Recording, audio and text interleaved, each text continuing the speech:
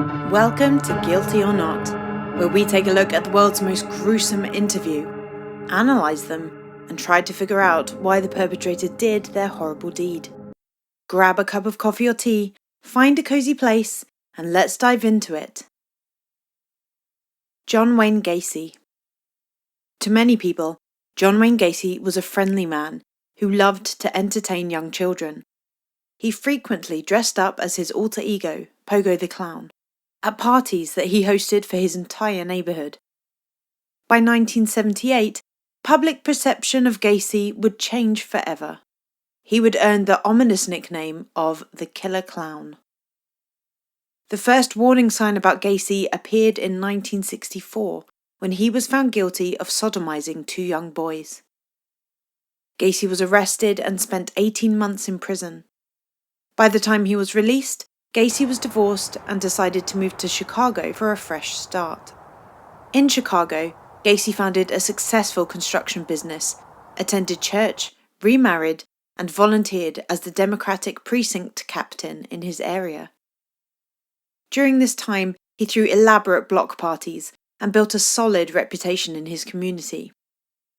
Gacy was respected and admired by friends, neighbours, and police officers. During July 1975, a teenager who worked for Gacy disappeared. His parents pleaded with Chicago police officers to investigate Gacy, but they never did. This would not be the last time that worried parents asked officials to review Gacy as a suspect, but the pleas fell on deaf ears. In 1976, Gacy divorced for a second time, and it seemed to give him the feeling of personal freedom. Unknown to anyone else at the time, Gacy began to rape and kill young men. Over a period of just a few years, he murdered 33 people, 29 of whom were found underneath Gacy's house, 26 in the crawl space, and 3 other bodies were found in other areas beneath his home. A young man went to the Chicago police for help in 1977, claiming that he had been kidnapped and molested by John Wayne Gacy. A report was made, but officers failed to follow up on it. The following year, Gacy murdered a 15-year-old boy who had gone to Gacy's home to ask about a job with his construction company. This time, the Des Plaines police got involved and searched Gacy's home. They found a class ring, clothing for much smaller individuals, and other suspicious items. Upon further investigation, officers discovered that the ring belonged to a teenage boy who was missing, and they found a witness who claimed Gacy had admitted to killing up to 30 people. Gacy was arrested and used an insanity plea in the hopes of a not guilty verdict. The ruse did not work, and he was found guilty. On May the 10th, 1994, John Wayne Gacy was executed. People don't want to know the truth and the honesty of it. If they want to be convinced or brainwashed into what they believe, then fine, then go ahead and kill me. But vengeance is mine, saith the Lord, because you will have executed somebody that didn't commit the crime. He describes himself as a father. Loving and caring. I've always looked after my children, even now. What kind of values you remember imparting to them? The kind of values? Were you strict with them too? No, not as strict as, no. A lot of things that my dad did, I refused to do, because I don't believe in hitting children. I don't believe in spoiling a child either. My values are such that if you give enough love to the children... You're accused of murdering 33 kids, and you say you didn't believe in hitting. I mean...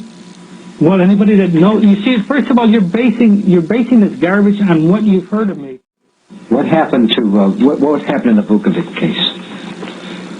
Where was he picked up, and how did he get to the house, and what happened with him? I don't want to go into the other, the 5 that I know about. Just take it that I did. Buckovich is not one that I killed, so I don't know nothing about him. The little bit that I know about him is that he was an employee of mine.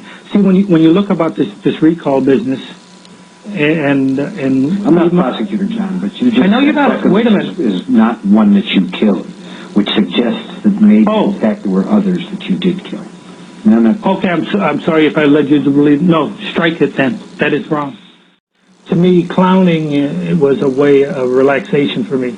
You regressed into childhood, you were able to relax, and you could be goofy if you wanted to, and still you had the facade of your face being covered. The clown suit hid his face and his evil crimes as well. Even today, on death row, he's painting portraits of himself as a clown. The 33 Flavors clown, and the convicted killer of 33 can't help but chuckle at the irony. I used to do clowning, and I don't know if you want to mention the name, for an ice cream company in Chicago, who had 33 flavors. I used to, I'm serious, Wrestler Ice Cream Company. I was their contractor, and I was also their clown. And Pogo the Clown was the clowning that I did for charity hospital work for the Democratic Party, and Pogo the Clown is originally. Pogo comes from being Polish and on the go all the time, so it's Pogo. On the go for Democrats as Norwood Park committeeman. A visit with Rosalind Carter, the First Lady during the Carter administration. Gacy right here is hiding the fact that there are bodies buried under his house. He's the great deceiver. I always felt that service community and community service to others, you know, in my religious background, I felt if you serve other people, it'll come back to serve you. You know, I've always believed that way with generosity. So if he looks for good and he's generous, why'd he kill 33 people? Nobody knows, but the psychiatrists talk about how obsessive and meticulous he is, enough to kill repeatedly and to stack his victims in a careful and ordered manner, like cordwood under his house. Even now, he's obsessed and meticulous with his life. What's your life like? Day to day. I live it day to day. What do you mean? If you want to know what my life is like, I log it every day. For the last 12 years, all you got to do is ask. I can tell you everything. I can tell you it's the first meal they served me here because I do it daily. What do you do all day? Every phone call, everything that I do, every time an officer's around me is logged. Every movement that I make is in the book here. And he and his lawyers have a log on his victims, too. Everything they did before they were killed. You know, when I tell you I've got background information on it, we took each one of them by, we took each one of the victims, and this is by their names or by their indictment numbers. And what we did with each one of them, we did profile sheets on them. We wanted to know what this kid was into, what his background was.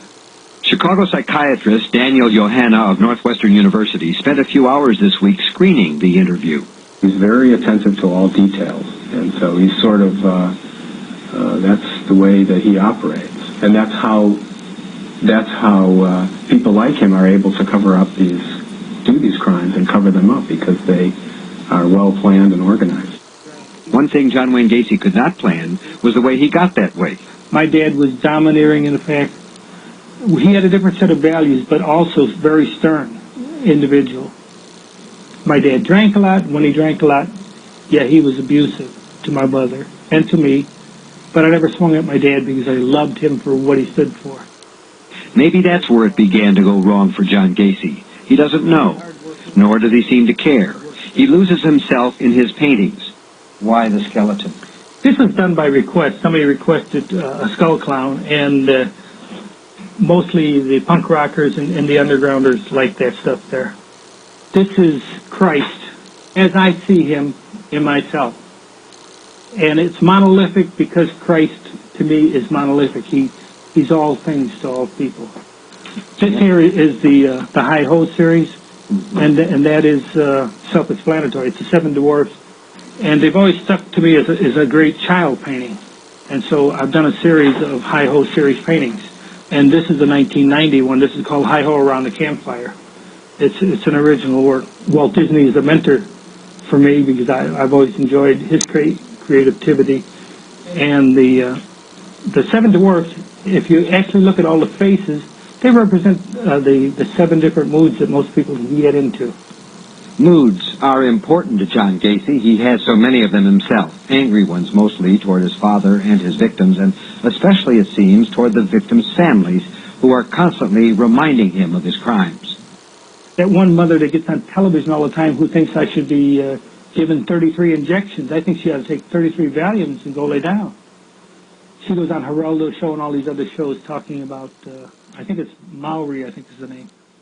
Her Marine son. If her Marine son was so great, what the hell is he? Michael Bever. On July the 22nd to the 23rd, 2015, 5 members of the Bever family were murdered in Broken Arrow, Oklahoma. 2 members of the family, a 2-year-old girl and a 13-year-old girl, survived, the latter of whom identified 2 of her older brothers, 18-year-old Robert Bever and 16-year-old Michael Bever, as the assailants. The brothers were subsequently arrested and charged with 5 counts of first-degree murder and 1 count of assault and battery with intent to murder. Around 11:30 p.m. on July the 22nd, 2015, police were alerted to 709 Magnolia Court by a 911 phone call made by 11-year-old Daniel Bever, who stated his brother was attacking the family. Screaming, commotion, and a male voice were heard in the background before the line went dead. Dispatchers tracked the address by searching the number. After a failed attempt to call David Bever, the father, they dispatched officers to the scene. When the first responding officers arrived, they saw blood around the porch of the house. They knocked on the door, heard a faint voice calling for help, and forced their way into the house, where they immediately found a 13-year-old girl, Crystal Bever, bleeding from multiple stab wounds. After pulling her out of the home, the officers discovered Daniel Bever and the rest of the victims, who were all dead. It was believed that one of the brothers responsible for the killings lured the victims out by pretending that he was under attack. Crystal Bever survived the brutal killings performed by her brothers, but was critically injured from her wounds. She identified 2 of her brothers as the assailants and said that they lured her out of her bedroom before slitting her throat and stabbing her in the stomach and arms. She underwent surgery at a nearby hospital and was listed as being in serious but stable condition. The girl was initially reported to be the 911 caller. A 2-year-old girl, Autumn Bever, was also found alive and unharmed inside the house. The surviving children were put into state custody. The parents, as well as 3 children, were all stabbed to death. Knives, hatchets, and other bladed weapons were found at the scene, along with protective gear. Law enforcement officials said at least some of the weapons found were used in the killings. So like I told you when I met you at the jail, my name's Eric. I'm a detective here with Broken Arrow Police. Like she told you, her name's Rihanna. She's a detective also. We just want to spend some time and maybe talk and discuss some things and maybe ask you some questions, let you ask us some questions, and make sure we're all comfortable with what's going on, and then we'll go from there. That sound good? Okay, so you probably heard or seen this on TV before, but it's your notification of rights, it's your Miranda rights. And so I'm going to read them to you, but I want to sit here where you can see the paper, because what I'm going to do is I'm going to read 1 through 5 right here. And so I'll read them and you kind of can look at it with me. I want to make sure you understand all these. You have the right to remain silent. You do not have to answer any questions or make any statement. Anything you say can and will be used against you in court. You have the right to talk to a lawyer before we ask you any questions, and you have the right to have a lawyer with you during questioning. If you cannot afford a lawyer and want one, the court will appoint one for you before you are asked any questions. It's hard to read it sideways. If you want to answer questions now without a lawyer being present, you may do so. You have the right to stop answering questions at any time. So you understand what those are saying? Yes. Basically, if you want an attorney, just tell me. If you don't like any of the questions I ask, just tell me to stop. If you get uncomfortable, we'll stop whenever you want. Okay, you're in control. Does that sound good? Okay. So what I want you to do is I'm going to read this waiver to you right here, and you look at it as I read it to you, because I'll make sure you understand it.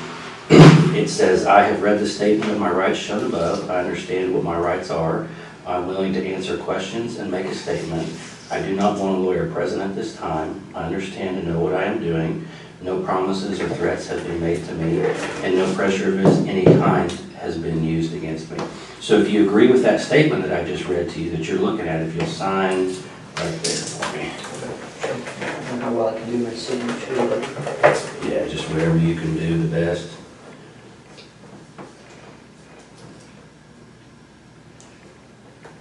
And then if you will read and answer 1 through 4 for me. should put like high school. Yeah. Yeah, because you had said you had graduated? Yep. Okay.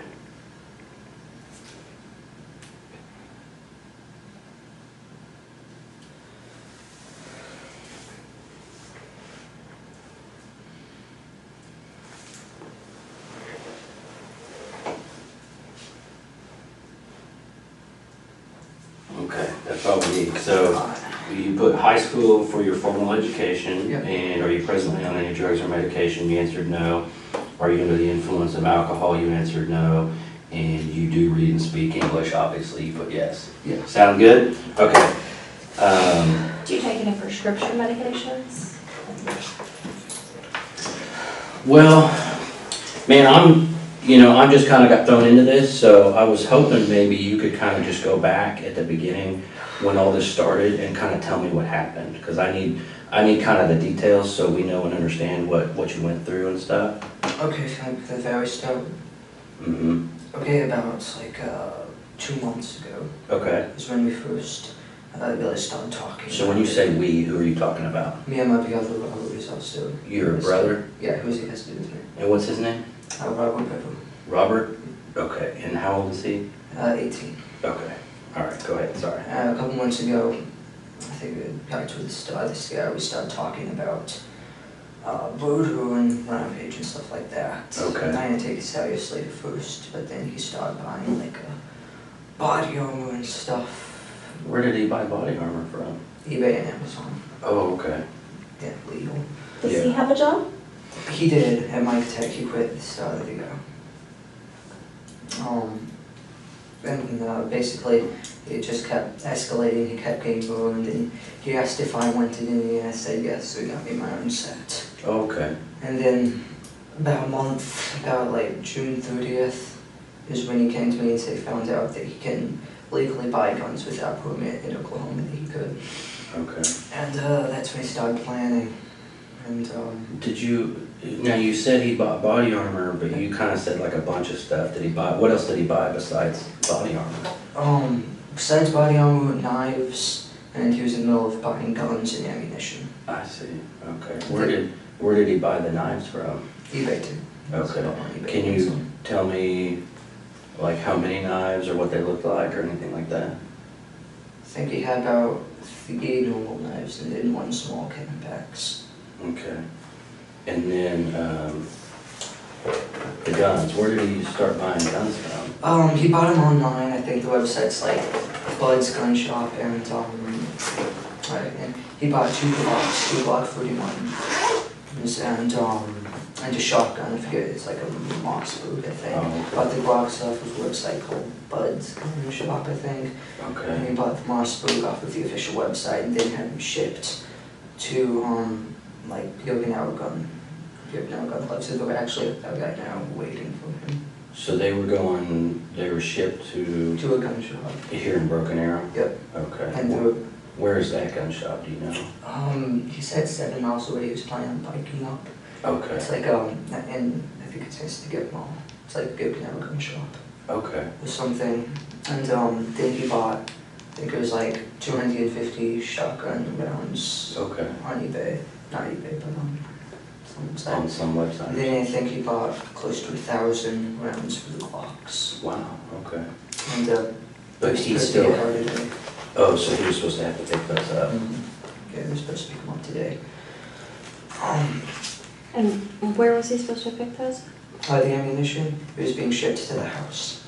The guns were at Yokonawa Gun Shop. Okay. Do you know what his eBay user was? No. No. Okay. I just didn't know if you'd ever been on eBay and shopped or anything. Well, I used to a long time ago, and like, novelty stuff. Right. So then how, so he was buying weapons because you guys had talked about murdering. Yeah, and he started planning it. Okay. And I went along with it because I didn't see it go the way I thought I wouldn't want to do it. I very quickly learned tonight that I didn't. Okay, that you didn't want to do it? I don't want to do it. I didn't, just because I didn't kill anyone. Okay. I stabbed someone. Who did you stab? My younger brother, Christopher. Christopher. How old's Christopher? 9, I think. What'd you stab him with? My knife. What's your knife look like? It's green, kind of like camouflage, I'm assuming, like with. On where your hand goes or where the blade is? It's camouflage? Yeah, Is it's that- all camouflage. Oh, the whole thing? Yeah. How big is it? Show me how big it is. I think it's about this big. Okay. Handleable blade. So what was Christopher doing when you stabbed him? He was laying on the bathroom floor. Robert was also stabbing him. Robert asked me to go over and help him. So I stabbed Christopher and then... Where did you stab him? Side of the neck. Really? Okay. You okay? Yeah. You okay? Let me know if you need a break or anything, okay? I'm good. So was Christopher still alive when you stabbed him? Yes. What was he saying and doing? He was just screaming. Screaming. Did you say he was in the bathroom? Yeah, I was next to the toilet, with that bathroom. Who else was in the bathroom? I think Victoria might have been in there. About Victoria? Yeah, my 4-year-old sister. 4-year-old, okay. I want to talk about that more, but we got to try to kind of stay like chronologically, if you know what I mean. So let's go back real quick. We're talking about the ammunition being delivered, making plans. Tell me more about making plans and what you guys talked about. Making plans, we plotted every night, and I started realizing we were actually going to do this thing on the second night, and so I started getting ready. When was that? You second night, what do you mean? July 1st. Okay. Because we started June 30th. That's when you started making the plan? Yeah, that's when we found out you could buy guns legally. I see. Did you guys make drawings or write things down? Or I think he had a journal. Basically writing his ideas down. I think it's under his bed. Under his I bed? haven't checked out. Is it like a journal, like a notepad, or like Yeah, a book? it's like a blank book. Okay. Blank black book. I think it's like a little case or something. So you think he wrote stuff in there? Yeah, I think he was planning in it. Huh. So then the second day you said that's when you realized that it might actually happen? Yeah. What made you realize that?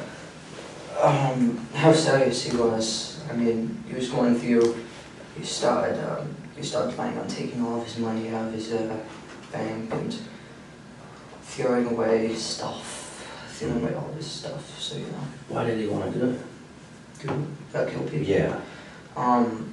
Well, mainly 2 reasons, I think. It's because he just, he says he hates everyone. He thinks society is pointless, and so he wanted to kill people. Now, And also he wanted to, beat the kill, amount of other famous people like Columbine and James Egan Holmes. Okay. Did you kind of feel that way too, like when you guys were talking earlier, Yeah. do you have a problem with society too, you think? No, I just... Or you were just more like the number of people getting killed was kind of interesting and exciting? Yeah. Okay. So, because you mentioned a couple names are those like serial killers or something? What, like Columbine? Yeah. Columbine and James Egan Holmes. James Egan Holmes is a guy that shot up the theater. In Colorado? Yeah, he killed 12 and... Wow. How many were killed in Columbine? Columbine? I don't know, 15, Okay. I think. So did you guys have a goal? Did you have a number? He just wanted, I think he wanted to kill 50. Okay. I have a goal. So so as the planning goes, tell me what plans you started making and coming up with. Well, originally, I think kind of stayed steady throughout the month. So we wanted to kill everyone at the house first. Okay. And then wait for all the packages to show up over the weekend. And then we'd take the Yukon and we'd drive out of state with the guns and start killing, rampaging. Did you know where you were going to drive to? Towards Washington. Washington State or D.C.? Washington State. Okay. Washington State. Why would you go to Washington State? It's Never- kind of just never been there? it's kind of the direction we planned on. And you said Yukon. Do your parents have like a Yukon? Is that what it is? Yeah, Okay. it's a large Yukon XL. Does Robert have a driver's license? He has a motorsport. Okay. So he would be able to drive it. Can you drive if you had to? No, I couldn't. Well, you can play video games. Surely you can drive a car. It's a different. Just not very well. I mean, you could get it from point A to B. You might hit some things on the way, but okay.